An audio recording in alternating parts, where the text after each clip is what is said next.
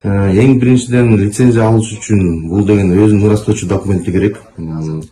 Машинасы, автоунаасы, каражатты техникалык кароодон өтүш керек. 3 жылдан өйдө бул деген долбоордо 3 жылдан өйдө стажы болуш керек, айдоочулук стажы. Андан тышкары медицинский справкасы керек, форма 86 деп айтылат.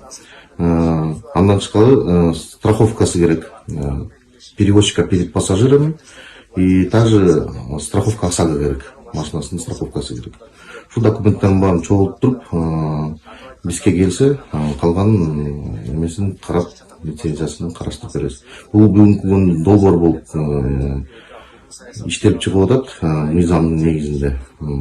Августтун 20-сына чейин ушул долбоорду ишке ашырып лицензияларды бергенге мүмкүнчүлүк.